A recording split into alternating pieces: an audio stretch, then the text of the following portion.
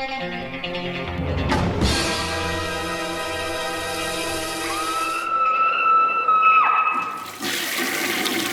guys, what's up? It is week 311. One more week and we will have hit the 6-year anniversary. It's pretty crazy. Let's hop into the reviews. And the first up is from Arrow Video. And this is 1976 Hand to Death. This is a Golden Harvest flick, not a Shaw Brothers, a Golden Harvest. And this has a few names that I think most people that are interested in Kung Fu or Asian cinema would know for sure. First and foremost, it's directed by Jan-Yeung. And this is before John Woo did stuff like Hard Boiled and The Killer, and of course his American output like Hard Target and Face Off. You know, this was kind of early in his beginnings as a director. It also has Sammo Hung in here, which is awesome, and Jackie Chan, which is great. It also has some more familiar people that some of the hardcores would know for sure, but like face value, just name recognition, everybody would know is Jackie Chan, John Woo, and Sammo Hung, which is awesome. So The Hand to Death is obviously a period piece, which most martial artist movies from the 70s and 80s and 60s would be. The Golden Harvest and Shaw Brothers stuff. But so essentially what we have here is kind of, it is a very typical story, but it does have one of my favorite kind of styles or plot structure where we have a group of individuals who are all, you know, basically wronged by this dynasty, you know, overtake crooked politicians. They kind of destroy this guy, this whole kind of peaceful group in the very beginning, and somebody vows revenge. But along the way, he finds a bunch of other people that are willing to help him because they want revenge, and we have this ragtag group of people at the very end facing off against a group of villains that were all kind of pre-established. So the main villain is awesome, but he has two henchmen, and they're really heavy, kind of big guys, brothers. One is played by Sammo Hung. He's kind of the leader of the guy, the baddies in that way, and he has these buck teeth. He's awesome in it. And then he has 8 bodyguards, which have all these kind of unique styles. They're matched off in 2. So they established, along with his army, established all these characters that are like in their own martial arts techniques and everything like that. So the main character you see in the very beginning, he really doesn't have much of a chance. At first he tries to infiltrate the gang unsuccessfully, and he gets hurt. But along the way, people help him, including Jackie Chan, where we get flashbacks of why he's willing to help him, among others. And all these characters are really badass. They have these amazing little backstories. The score sounds straight up like a spaghetti western, and this one has a lot of similarities to spaghetti western. You know, that random ragtag group of people going on a mission or a war film. It's very much in that kind of vein. The music's excellent. The fighting is really solid as well. But this one really has a nice, like, kind of emotional core with a lot of great characters and a lot of good villains. And like I said before, it's really just kind of the teams of characters that really make the movie. I mean, in so many nowadays, like a lot of films now, they do. I know somebody was complaining that the video game kind of saying something's like a video game is kind of a lame critique. So let me get in a little bit more detail.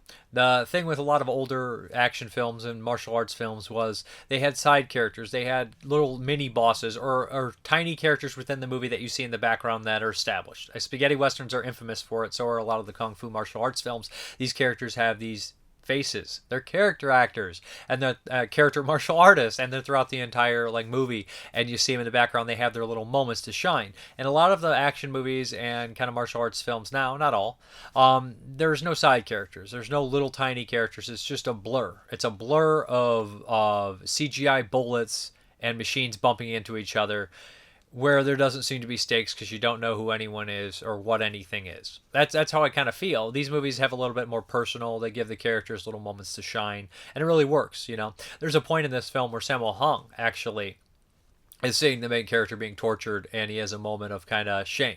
Because there, you know, it's a long story and everything, and he obviously wants the guy to give up because he doesn't want to see the torturing. Yeah, I really enjoyed this one. I thought it was top-notch stuff. I loved all the characters. Jackie Chan's really excellent in it. Sammo Hung is hilarious as the kind of goofy villain with the buck teeth. Obviously, they give him the prop to work with. There is some features on here. A lot of them are archival, though. So ported over from old releases.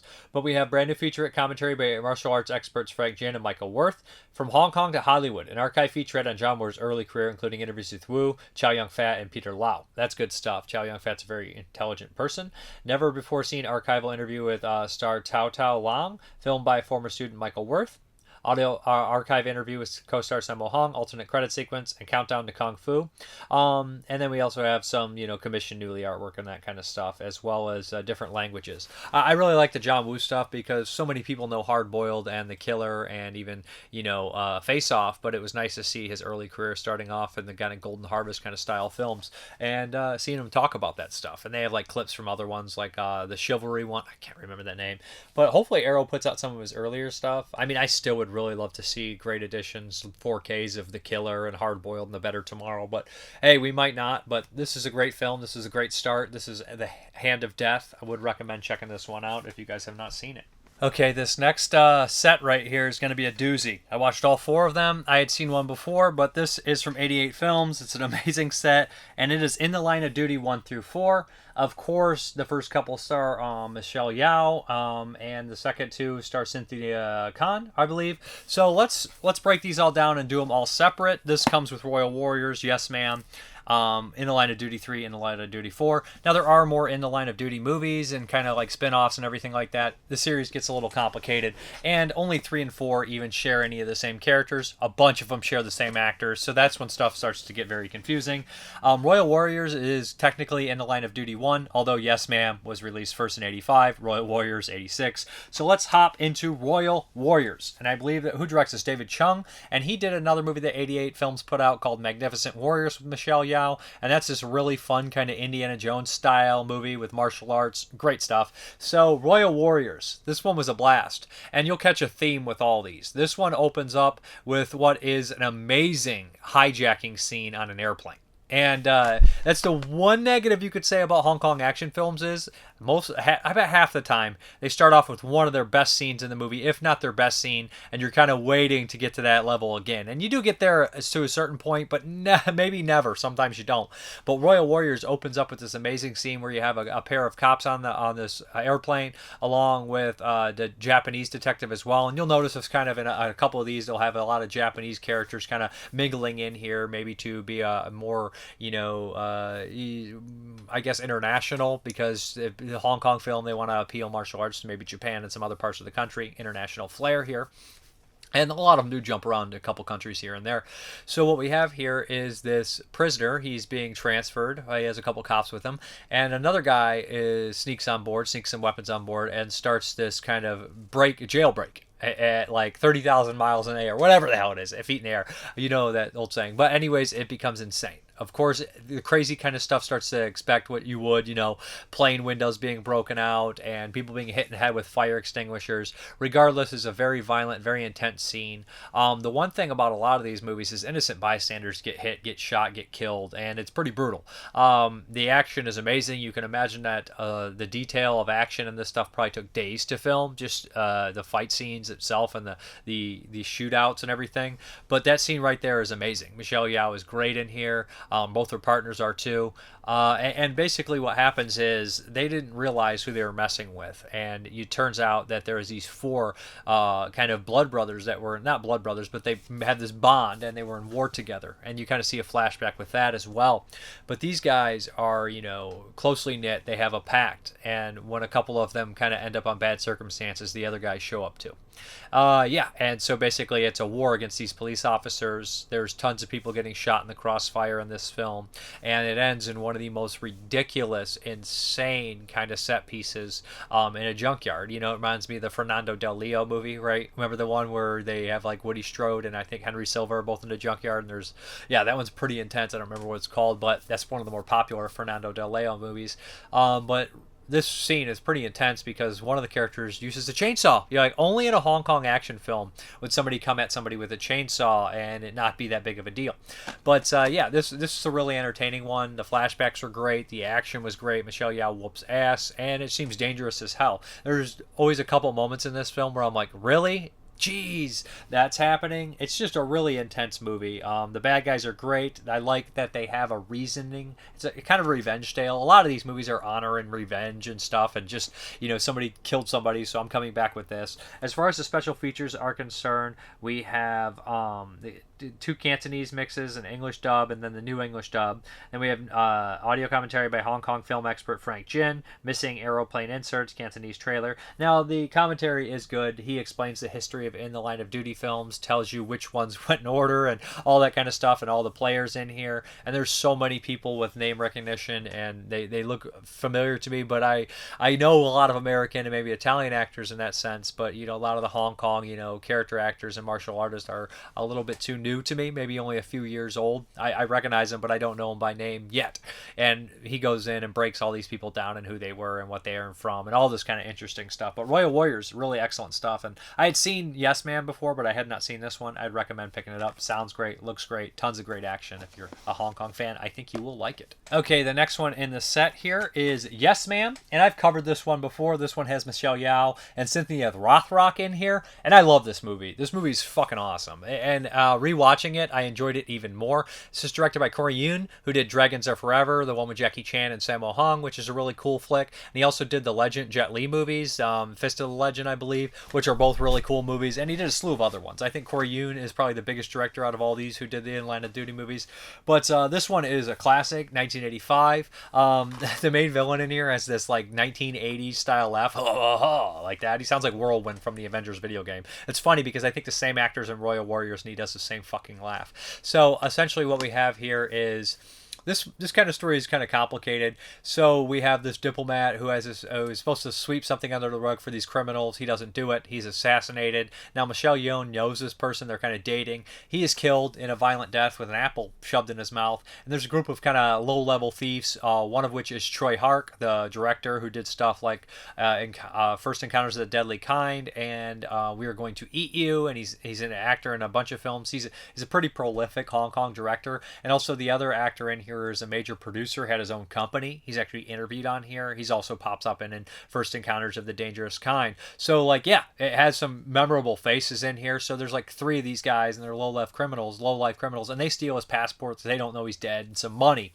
And what happens is the criminals are looking for something that this guy had. He had this microfilm that was very condemning of the crime boss. So they realize who has the microfilm in these low-level criminals. The police are onto them, so everybody's kind of after them, and it becomes this crazy game of cat and mouse. There's some really amazing scenes with Troy Hark because he's kind of a schemester selling people really shoddy equipment. He's like a low-level criminal, you know what I mean? Like come in, sell you guns, sell you bombs, fake bombs, or whatever.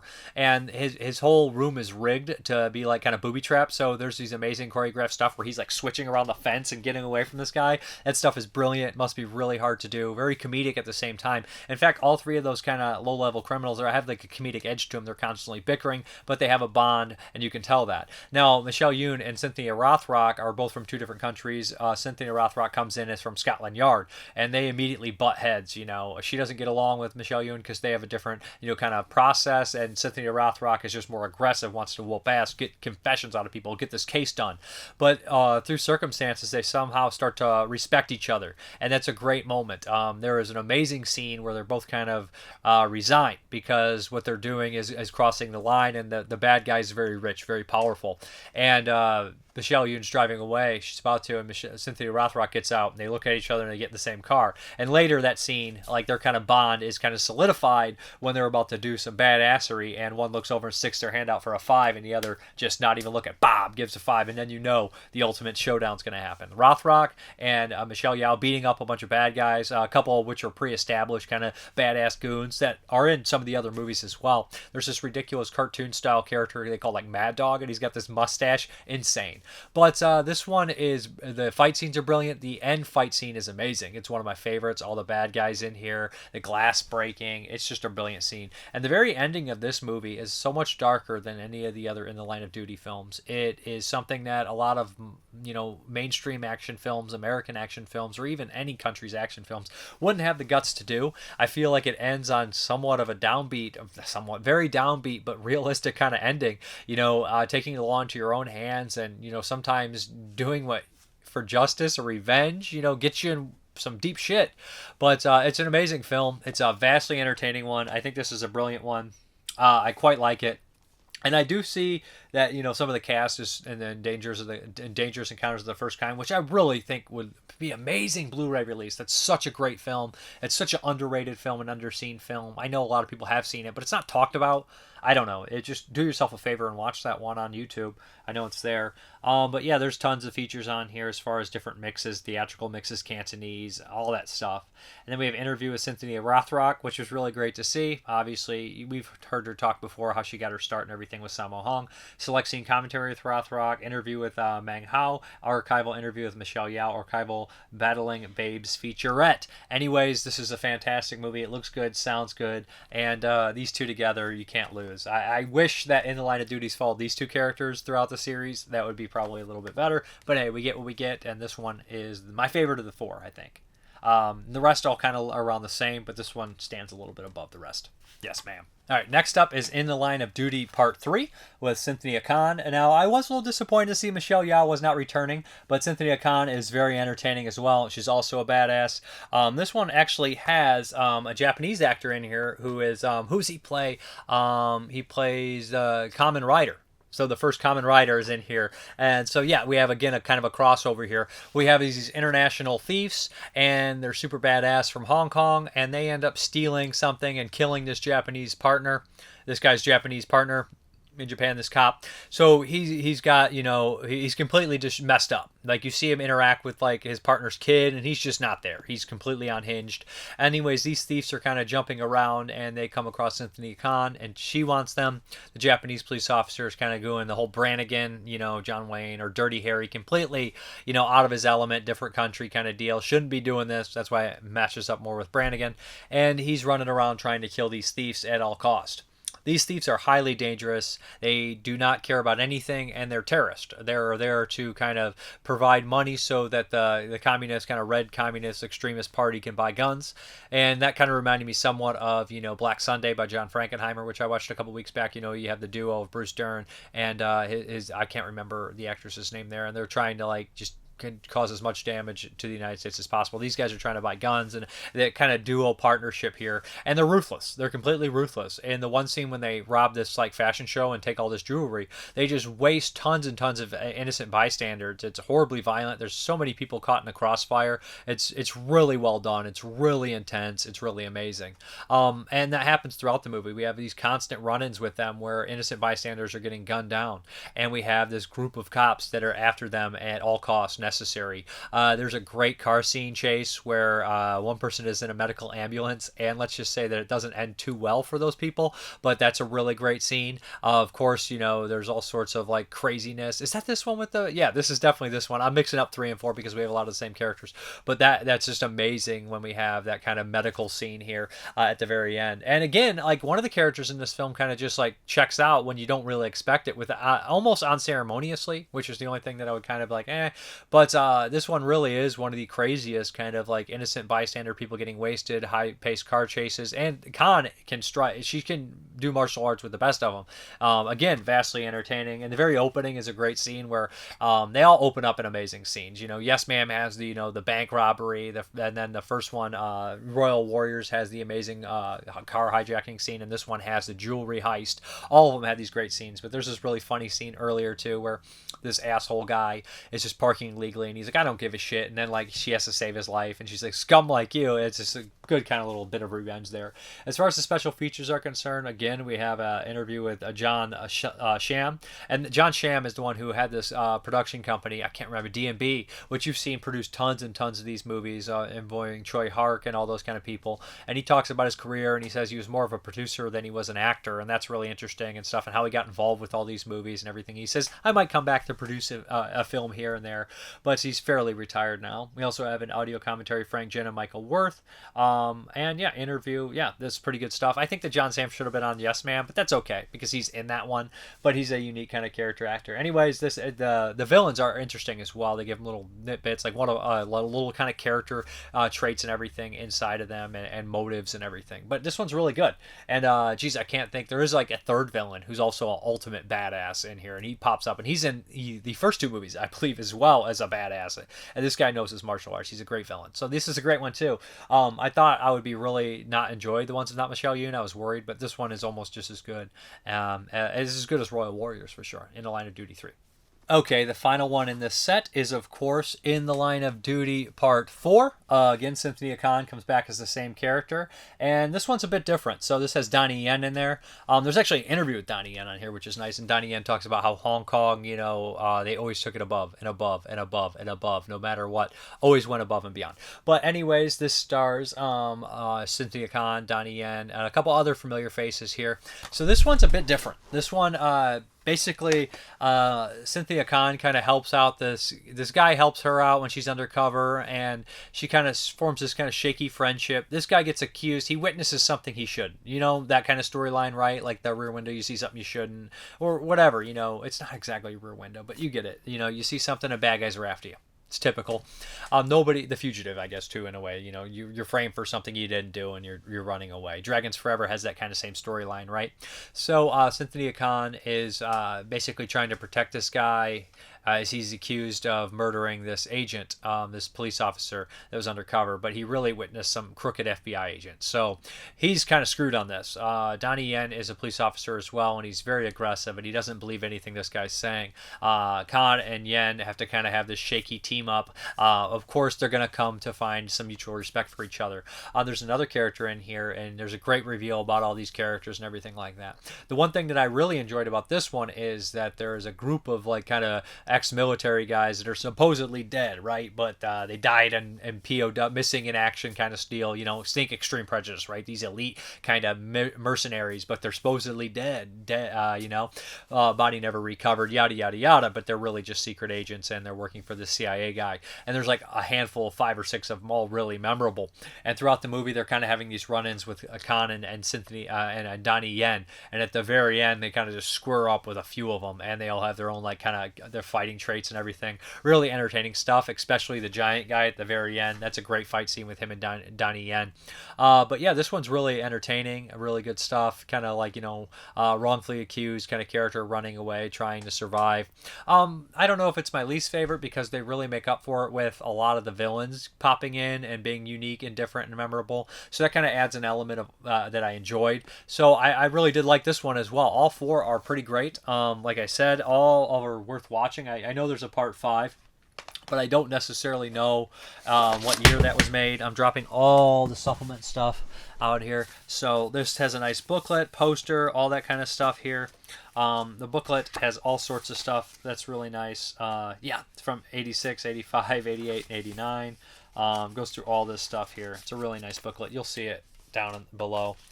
But yeah, anyways, this is a great set from 88 Films. I'm really happy with it. So I really would recommend picking this set up, honestly. I think you guys will really enjoy it. All right, speaking of Michelle Yeoh and some martial arts, we're going to talk a little bit about Everything, Everywhere, All at Once. Now, this is a pretty big movie, won a lot of awards. Of course, it has Michelle Yeoh in here, and it has Jamie Lee Curtis, and it has a guy from Data from the Goonies, and he's also in Temple of Doom. I cannot remember that actor's name.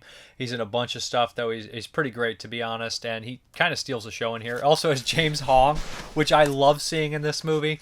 James Hong is a veteran actor. He's in stuff like Big Trouble in Little China, The Vineyard, which he actually directed. He's in a slew of movies. But Michelle Yeoh, of course, martial artist, actress. So this movie is pretty wild. It's like 2 hours and 20 minutes, and I wasn't sure if I was going to get invested. I heard a lot of good things, and, you know, Jamie Lee Curtis won some awards. But this one is really touching, entertaining, funny, disgusting. It's kind of everything, you know. It's a multiverse movie. It's kind of like the multiverse non-Marvel movie, but kind of in that vein as well. A little bit more heartfelt than the Marvel movies, if you ask me. So basically what we have here is Michelle Yeoh and her husband run this laundromat.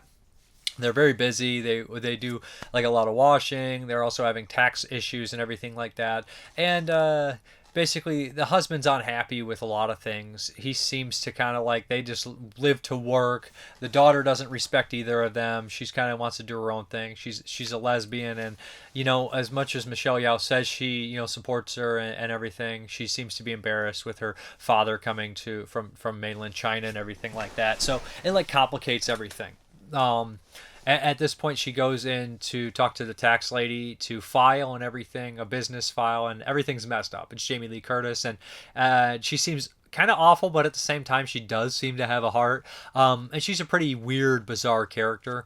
Anyways, what happens is, like, partially through this, like, tax meeting, somebody like her husband kind of switches completely and has this, like, he's kind of electronical gear and everything, and he tells her, there's a multiverse out there and you can do these one or two things, and you really should, because you need to save the entire multiverse. So what happens is we find out that there is tons and tons and tons, an infinite amount of Michelle Yaos, or everybody in the universe, and they all have different paths and different walks of life, kind of like the butterfly effect issue, right? When somebody does something that's just minorly different, it changes the outlook on everyone. So in different worlds, there's a martial artist, Michelle Yao. There's one that tons that didn't get married to this and start the laundromat. So we have all these different varieties of these people, and they all have different kind of lives and everything, and they all start to mingle. But what's really cool is you can kind of do these jumps, I would say, necessarily, where you kind of download the information from another one of you in a different multiverse. So if you're like, I need to learn how to hack, crack a safe, you would find a version of yourself in the infinite universes that can crack a safe. But this kind of like stems out because they're constantly jumping. In kind of a way, it reminds me of Slaughterhouse-5, where Billy Pilgrim never really knows what time he's in. But this is what place you're in.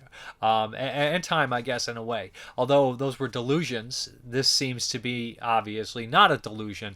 But there's all these different kind of lives and styles, and she meets all these different versions of her husband and her father and all these people and her daughter. And the villain is an excellent villain. It's a kind of a metaphor, and it's really touching. And there's moments in this where, it really got to me, where I got teary-eyed because I'm a big baby, and I enjoyed it. The martial arts stuff is really fun. The story is intriguing, and it doesn't really bore me. It's 2 hours and 20 minutes or so, maybe even longer, but I was completely happy with it. It's an hour and 39 minutes, so about 2 hours and 19 minutes. Completely intrigued by the whole thing. Michelle Yeoh is excellent in it. Jamie Lee Curtis is pretty funny in it. The husband, I think, is amazing as well. James Hong, amazing. The daughter is pretty solid too. But there's a couple kind of small characters in here which I laughed. Ratatouille is ridiculous. But no, I noticed that the guy from what was that show? With the comedian, oh geez, it's on Netflix. This is such a terrible, vague explanation here. Sergeant Crashmore, or Detective Crashmore, it's a skit on this television show. He was in this, and I was like, it's Detective Crashmore, and I started laughing hysterically that he was in here. He's really good in it. No, but there's a lot of side characters, and obviously they get multiple different universes and everything, and that's just a really kind of a excellent way to show these different diversity in characters, and just the idea that maybe you have regrets, maybe you don't. Maybe sometimes it's worth being this. It's just there's moments where I literally teared up, and I couldn't help it, just because sometimes you feel like maybe you wasted your life. Maybe you could have done something more with your life, or maybe you could have stopped something that you should have stopped, or done something a little differently. All these kind of outlooks. Or maybe you're scared of losing what you have, and you can't imagine your life without said someone, or this way it happened. All these kind of things, and the interesting kind of stuff here. Like it's so many different outputs, and millions of different infinite universes. It's kind of the stuff you and your friends have conversations with when you're like 17, 18. You're like, what if there's a universe where, or what if everything's the same except this one little thing, all that kind of stuff, right? Playing with the multiverses is a very fun thing. Like even the time machine story, what is that? The Simpsons parodied it. It's the Ray Bradbury story, right? Where they have just a little ripple in time changes absolutely everything. But this one is a really excellent, entertaining movie. Everything, everywhere, all at once. Highly recommended. 4K, looked good, sounded good. Of course, it's a newer film. They usually do a pretty decent job. But excellent stuff. Loved it. All right, guys. We're going to hop into those 1981 movies.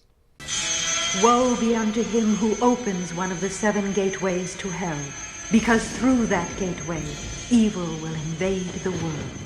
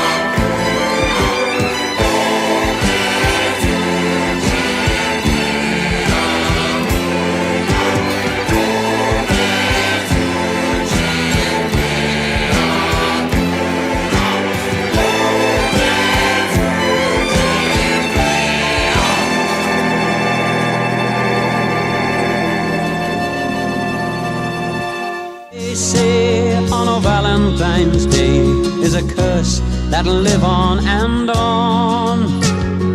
no one will know as the years come and go of the horror from long time ago. In this little town, when the 14th comes round, there's a silence and fear in the air. Remember the morn that the legend was born, all the shock and the horror was there. Or the legend, they say, on a Valentine's Day is a curse that'll live on, and no one will know as the years come and go of the horror from long time ago. And no one will know as the years come and go of the horror from long time ago.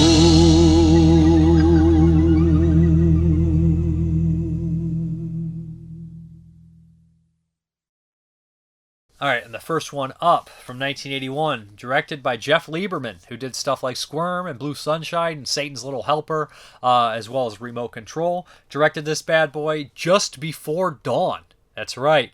It's been a while since I watched this one. I remember watching the old Shriek Show Media Blasters double disc, and I remember liking this one. It's been a long time, and over times I wish I would have revisited it, but of course it's got George Kennedy in here, it's got Greg Henry, it's got freaking Mike Arnold in here, which I completely forgot about and was very happy to see. It's a 1981 slasher, but it was kind of started made before like there was a big slasher boom, because it is technically kind of like a slasher. Now it would be thrown in that, but it more is like a Hicksploitation kind of Deliverance style story than anything, which a lot of slashers ended up being. So we have these kind of city slickers going into this mountain area where Greg Henry he inherited some land. He is a young rich kid, and there's like 5 kids all going into these woods, 2 couples, and then like a brother of one of them, and they're going to kind of check it out. Originally they stop, and George Kennedy is the park ranger, and he says, you kids don't want to go up there. He does the classic Crazy Ralph, but obviously he's a little bit more sane than Crazy Ralph. He tells him, he's like, what are you trying to scare us? He's like, no, and he says, well, at least tell me where I can come to find your bodies when you go missing, all this kind of stuff like that. So they end up going up there, and we know there's a bad juju up there, because in the very beginning of the film we open up with this really creepy scene. There's a lot of genuine creepy scary moments in here, because the character, the killer in this movie, is kind of this inbred character. I am going to spoil Just Before Dawn, and I'll let you know before I spoil it. But so basically the killer in here is this kind of inbred character, and they have this weird whistle, and it goes throughout. When you hear that, you know that they're whistling, they're whistling out loud, and you can just hear it. It's very creepy.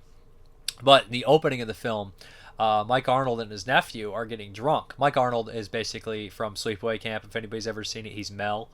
He's amazing in it. Meg! Oh, Meg! And he's also in stuff like The Incident. He's in Midnight Express. He's a really good character actor. So basically, him and his nephew are in this kind of church with a hole in the roof, and they're kind of screwing around. He's like, I see him. And he looks up, and he sees this kind of like big mongoloid looking guy. Sorry, that's kind of the 80s whole slasher term, with like for Jason Voorhees, all them characters, humongous, all that stuff, looking down at him, and he's just like, he gets freaked out. Before he can do anything, his nephew's dead. He runs away into the woods, and he becomes more of a Crazy Ralph character too, because he warns the kids, but they won't listen, of course.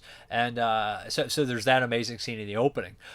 Basically it is a little slow, there's not that many kills, but there's genuinely creepy moments in character development, and you just see the character kind of in the background all the time, just this big kind of scary killer, just goofy and weird, and of course the ending is really memorable. A couple of the kills are really kind of devastating. It's not an overly gratuitously gory film, but it is a pretty creepy, suspenseful horror film. Good slasher as well. The score is who does the score? Somebody.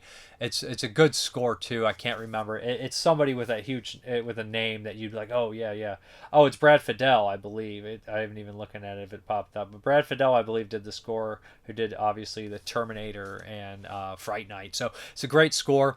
And kind of getting the spoilers here. And this kind of shares some DNA with another slasher from 1981, Hell Night, right? Hell Night has the 2 killers, and this would go on to have a couple killers in here, right? I love that. And it's not just a group, like your kind of Texas Chainsaw or Hunter's Blood where you expect a group of them. It's more just you think there's one, but fuck, there's 2 of them. So that was really entertaining. Same thing with Madhouse from this year. So I really dug that element, and the whistling you hear, you can only imagine that the two twins are whistling to each other. And there's a great scene when one of the characters goes by and he sees a pair of twins, these kind of young girls sitting in a car, and they're kind of backwoods and everything, and he says, why so many twins around here? Another Gemini, why so many twins? And you kind of realize, and Greg Henry makes a comment, they're inbred, they're inbred, and it kind of explains everything here, right? We have these kind of big kind of crazy monstrous twins that are whistling to each other and just being really gross and goofy and killing anyone who goes into their woods, even if they own the property. As far as the release is concerned, there's a theatrical and extended cut. The extended cut looks really awful. It's 10 minutes longer. It looks rough. It's mostly character development from my understanding. I don't know if I've ever seen the extended one. Theatrical flows a lot better. When I originally saw this movie, I thought it was a little slow. This time it flowed really well, just straight in, straight out. I know it is not the most fast-paced slasher movie in the world, but I think it genuinely is really well done, and I really enjoy this one. So it's Just Before Dawn, directed by Jeff Lieberman. As far as the special features are concerned, we have, again, the extended cut and the original uncut version. Brand new interviews with Greg Henry, who I enjoyed hearing talk about this one. Chris Lemmon, Jamie Rose, producer Dave Sheldon. It includes vintage featurettes, interviews with Chris Lemmon, Dave Sheldon, Jamie Rose, John Hudsaker, and writer Mark Arwitz, and original theatrical trailer. Greg Henry was a great interview, and Jamie Rose I really enjoyed as well. They're pretty intriguing. There's nudity in here, and some sexual stuff too, so it is kind of in the vein of the 80s horror film. So Just Before Dawn, great stuff. Had been years, and I'm glad I got to revisit it. Okay, the next one up from 1981, of course, is Home Sweet Home with Jake Steinfeld, right? Body by Jake as the mad slasher. Now, this did make the Video Nasties list, maybe because the use of PCP, maybe because they just knew it was a slasher, maybe because they had to watch the damn thing and got irritated.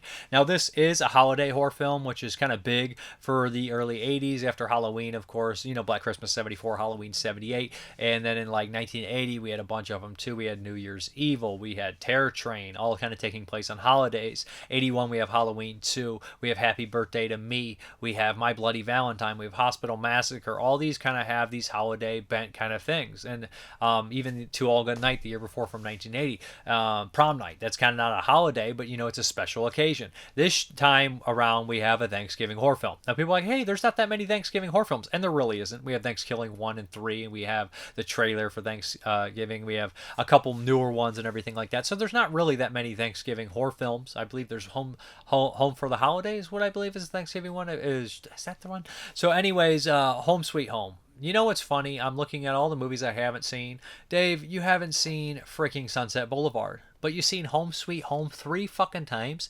This is the third time I've watched Home Sweet Home. Now, most people consider it a really bottom-of-the-barrel slasher. This time around, I didn't hate it. I don't know what that says about me. I think it's grown on me over time, just seeing it so many times. It's absolutely ridiculous. It's shoddy. It's produced by Don Emmons.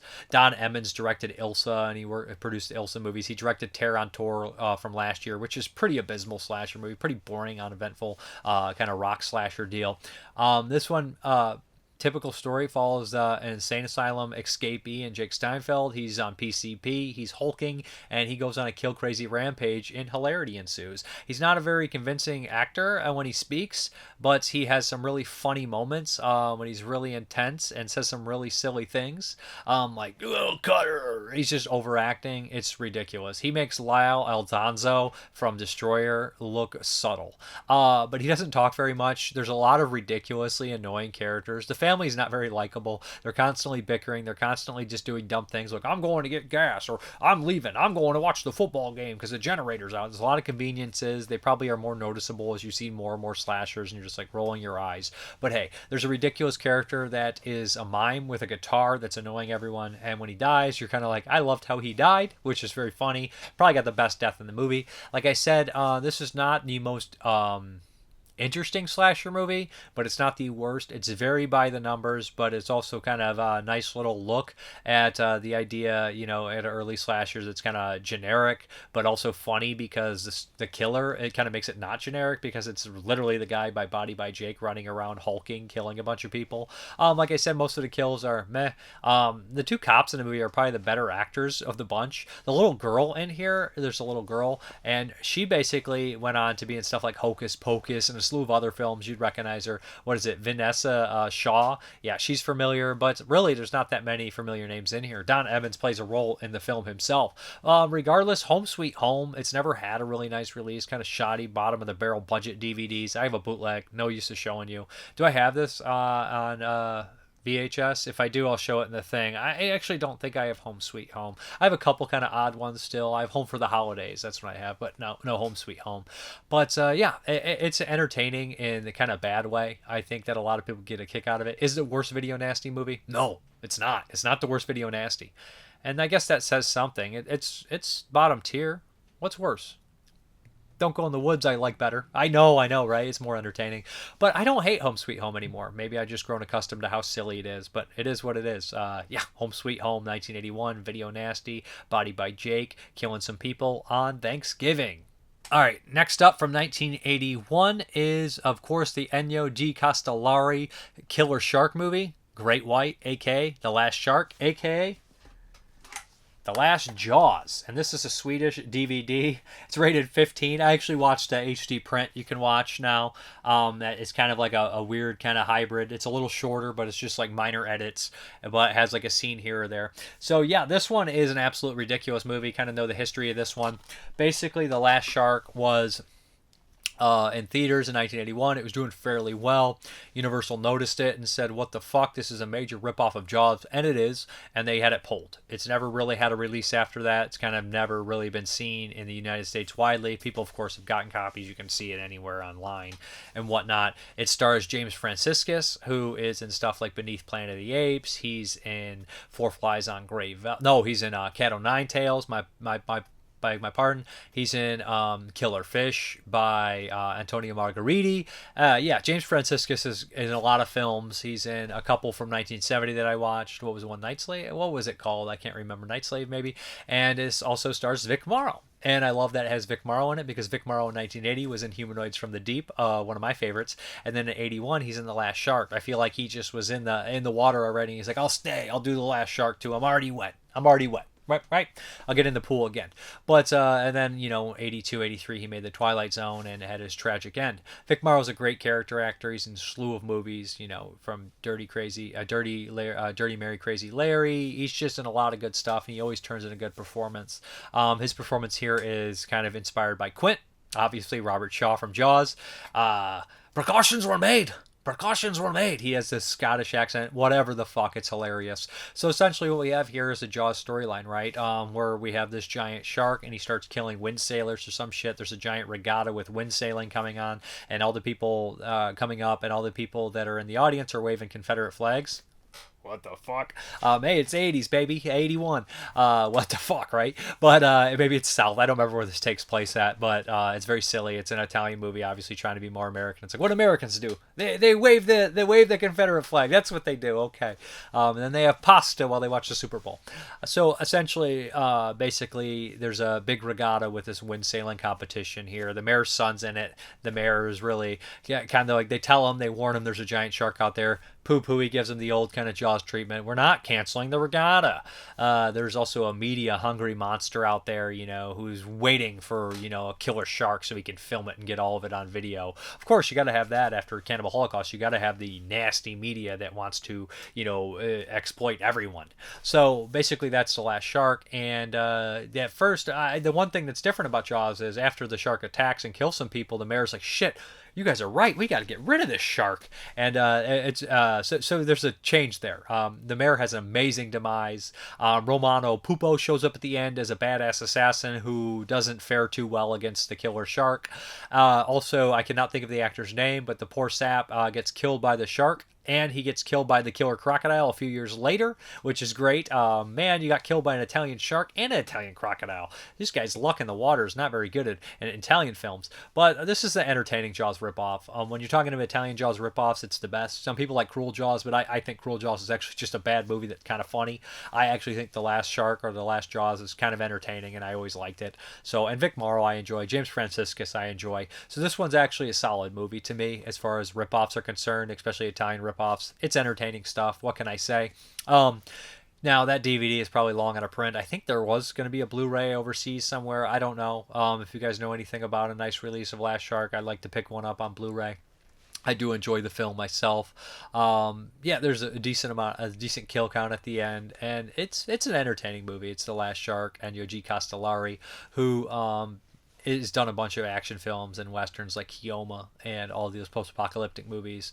The Last Shark is probably not one of his best films, but I enjoy it quite a bit. So yeah, check it out. It's very entertaining. It's very much a Jaws ripoff. I think it's the best of the Italian Jaws ripoffs over Tentacles, even though it's not a shark, but still it's better than Monster Shark, aka Devilfish. It's better than Last Shark. It's better than Deep Blood. It's better than, I feel like I'm missing one somewhere. But anyways, this is an entertaining movie. Check it out. Okay, the last one from 1981 is, yes, Faces of Death Part 2. Now, normally I don't watch the shockumentaries or the death films, but I remember watching Faces of Death Part 1 years ago, and a lot of the footage was fake, and I kind of thought it was, charming. I don't hate the first Faces of Death. Its place in history is kind of important, especially. And, I don't think I had ever seen the sequels, 2, 3, 4, 5. I know there's more than that, but let's just keep it with the first 5 when we go through the 80s. That's probably all I'm going to watch. And I don't know if I can stomach the Traces of Death when I hit the 90s. I really don't know. Those are pretty nasty. Just for the sole purpose of tasteless they are. Although these are probably as tasteless, but they're just done a little bit more finesse. So the first Faces of Death was this documentary about death, in a Mondo style, like Mondo Connie or something along those lines. But it was fake footage, mostly fake footage, complete bullshit, right? The second one is mostly real footage, except a drugstore scene. It's so obvious it's fake. They interview this lady, and she's like, I don't know, they had guns. It's just like, this is terrible acting, especially when you're watching a bunch of real footage. So we have Francis B. Gross is coming back, and he's kind of narrating it, and it's just strung along a bunch of news footage and random scenes of death, and he's just kind of narrating over it, kind of like make your own kind of story bullshit, and similar to Mondo Connie. Mondo Connie had Riz Ortolani's score, and I had a sense of, wow, this is different, this is weird. Faces of Death 2 does not have that sense of, wow, this is different, this is weird, and all of them are real. But some of the footage I think was kind of interesting. The avalanche stuff, I was like, wow, I don't think I've ever seen anyone die in an avalanche or the aftermath, and seeing that stuff kind of resonated as horrifying and disgusting to me. I mean, it is what it is. It's a death documentary. Of course, there's animal killing in it, but if you've seen any Italian films from the jungle kind of the entries, you know what it's in. I don't enjoy watching any of that. Isn't that funny how you can just watch people die, in everyday life, and just accidents and stuff and disasters, and when they do stunts, you're like, oh, that's fucked up. But then when you see animals killed for pleasure or killed for fur, you're like, ugh. Or scientific experiments, really unpleasant shit, but it is what it is, right? There's some unpleasant stuff, but towards the end they get into the big environmental stuff where they're saying killing the environment. It's like the Faces of Death. The last segment is the death of the environment. It's just funny. It's 81 and there's still the same storylines and all this kind of stuff. People telling you watch the environment, yada yada yada. They're like, we only have a shelf life of 100 years. I'm holding you to it. When it comes, if I'm still alive in 2081, which I won't be, I'm going to sue Faces of Death 2 guys and make sure that we have destroyed the planet, right? If we haven't. But they say we'll just be in a toxic waste dump, all that kind of stuff, right? So it's weird. It's very broad. It's supposed to be about death, which is a broad subject, but it's we have animal killings, we have fucking avalanche, fucking disasters, we have a guy die in a boxing match, we have stunts gone wrong, stunts gone right, or stunts gone wrong, but people survive. It's what are we even doing here? It's not horrible. It's not the worst thing ever. It's just short. And it's just we have some executions at the very end, so it's just a smorgasbord of random deaths, and the first one has its charm because they're recreations or made up, and you're just like, this is so bizarre and so weird. This one doesn't have the same charm. It seems to be kind of just a cheap shock documentary, which I hope the other ones aren't as cheap, I guess. It's not horrible though. I didn't hate it. It's just it is what it is. I mean, cashing on the success of the first one, you might as well. And the cover art was always in the video stores. You saw all the cover art with the skulls on there. Just people were like, holy shit. I remember seeing those cover arts. Always just they always caught your attention, and I know they're a huge video store staple, so it's almost like I have to cover them when I go into the 1980s. But Faces of Death Part 2, it's only an hour and 15, 20 minutes, so if it's up your alley, check it out. Okay, the Patreon pick is from 2013, 2014, and this is Revelation Trail, and I believe Jonathan Wilhelm picked this, and I had not heard much about this. It is a period piece zombie film, old Western zombie film. I'm not going to give it the weekly Western, because I kind of put that in certain movies that I really like. You know what I mean? That's kind of my thing. Now, Revelation Trail, it's an independent movie. It's on a budget. That's hard to do with a Western period piece. It's kind of an epic film. It's an hour and 46 minutes long. I think it's too long. I'm going to be honest, and now maybe it's my short attention span. I lost interest in this pretty damn quick. It's an hour and 46 minutes. I was like 30, 40 minutes. I was like, I think I've had enough. I think I know what this is.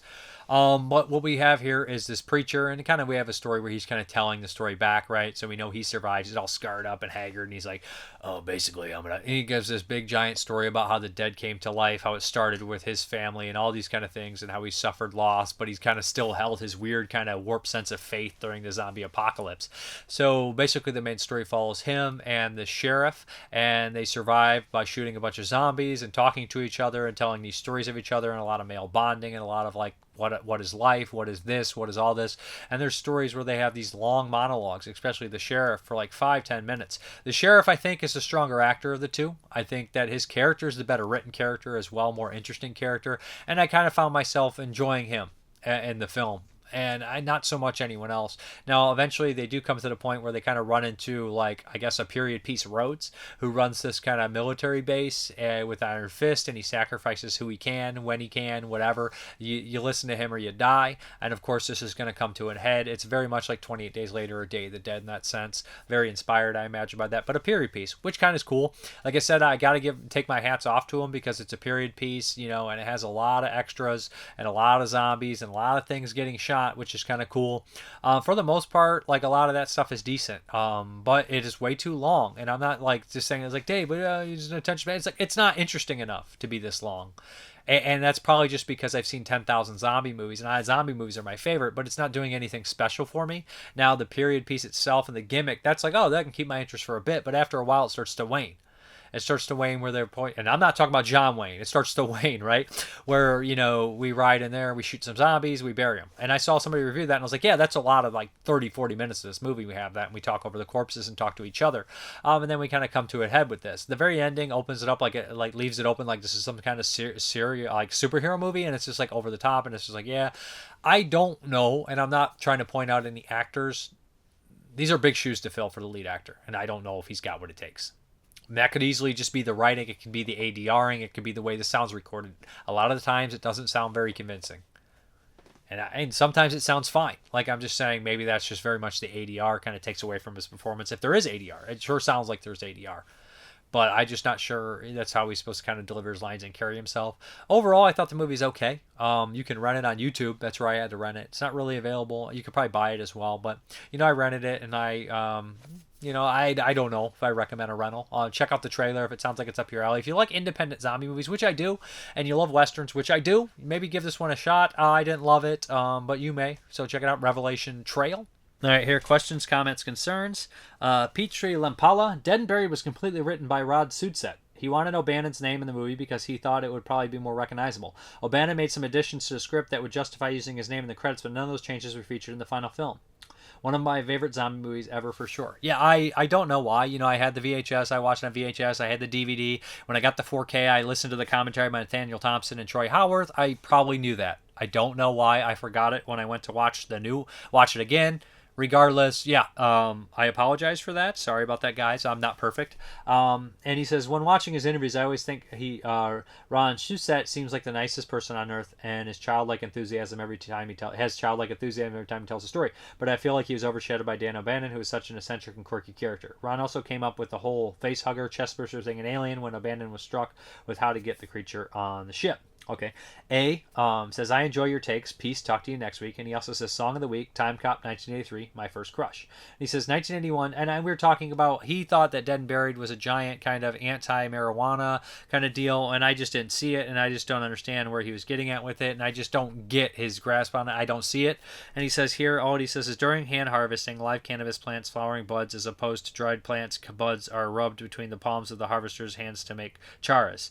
I think he's referring to something. I thought he said cannibals at one point in there, and maybe he didn't, and I misread it, so apologize, but I didn't ask for that meaning, and that doesn't explain the theory to me, at least. I'd have to see it. We'd have to discuss it. I'm just not following you on that. Robert Williams, no disrespect, but you are very handsome. Thank you. even with the glasses. Sorry, guys, I'm waiting on new contacts. Ken Coakley. I am lucky enough to have seen Escape from New York at the drive-in with The Exterminator. I saw an interview with John Carpenter who said that Charles Bronson was the original choice to play Snake Plissken, which would have made it a completely different movie. No doubt. A few years ago, I had heard that it was going to be remade with Zac Efron. A year or so later, they said Norman Reedus. Now I hear that Carpenter and Russell are going to do one more Snake Plissken movie. The cast was truly amazing. George Buck, a Carpenter regular, was a drunk wearing the president's tracking bracelet. Love him. I forgot he was in that. I'm the president. And Holmes, hail to the chief. Kurt Russell's first wife, Susan Hubley, played the girl in Chock full of Nuts. I thought the mutant that approached Pliskin was Steve Buscemi, but it was another guy. This is in my top 3 Carpenter films. I love Buck Flower. He's the best in The Fog. There ain't no fog bank out there. Wait, there's a fog bank out there. My favorite is Halloween, then is Prince of Darkness. Prince of Darkness would be number 1, but Halloween's my sentimental favorite. I love the Brotherhood of Sleep sequences. That was just about the scariest thing I've ever seen. That scene's horrifying in Prince of Darkness. One last thing about Escape from New York. Actually, 2 things. Does anybody know that the president is British? To be the president, you have to be born in the U.S. Maybe he was born in the U.S. then lived abroad, like Barack Obama. No, I mean, yeah, I don't. Is he British in the movie, or is that just Donald Pleasance's weird accent? I mean, he is British in real life, but he does a strange accent. Did Carpenter think he would still use cassettes in 1997? One last thing. I always thought that Land of the Dead had a vibe similar to Escape from New York with the dark lighting and the electronic score. I'm planning to do a John Carpenter marathon to pass some time now that I have COVID. I'm sorry. Hope you get better quick. Most people sleep through it, but I can't, so I'm trying to watch a lot of movies. Petrie, I hope you get better. Petrie Lambella, I challenge your weird Carpenter taste. He's probably my favorite director of all time, but my top 2 movies from him are Dark Star and The Fog. I can't help but laugh out loud every time I watch Dark Star after 40 years since I first saw it. It has to be my favorite comedy with The Life of Brian. I love ghosts, zombies, beautiful cinematography, and Tom Hanks in The Fog has it all. And it just oozes with atmosphere. Escape from New York never really did it for me, but now as I watched the review, I started to think about watching all the Carpenter movies in chronological order. Ken Coakley. I always confuse the movie JC with another movie, The Jesus Trip, which came out a year earlier. They're both biker movies, and the title JC could be misconstrued as being the initials for Jesus Christ. One great thing about JC is not only the fact that Slim Pickens was in it, but also the fact that the film was distributed by AFCO Embassy, the distributors of The Fog, Howling, Phantasm, Exterminator, Escape from New York, among others. Of course. Nick Moore. I've always felt Road Games was sort of Jamie Lee Curtis's best work. Apparently she enjoyed doing this horror outing because it was classy. I might upgrade and get the Indicator version that their releases are excellent, and they're 3 for $20. Deal, a dream come true. Questions. Have you been experiencing problems with Second Sight? There seems to be delivery problems outside the UK. No, I haven't. I ordered my Martin from Diabolic, though. What has been your favorite Vinegar release this year? From Beyond is pretty damn sweet, I tells you. There's lots that I want to dive into and watch, movies that I adore that got released, but From Beyond was pretty awesome. If you won't grow a mullet for an 80s tribute, well, Jeremy, maybe one of the cats. No one's growing a fucking mullet. Period. Please keep the 80s content coming. It's such a fun ride, and you're great behind the wheel, sir. Thank you. Kentuckinator, you're correct. Only Nightmare City can end like Nightmare City.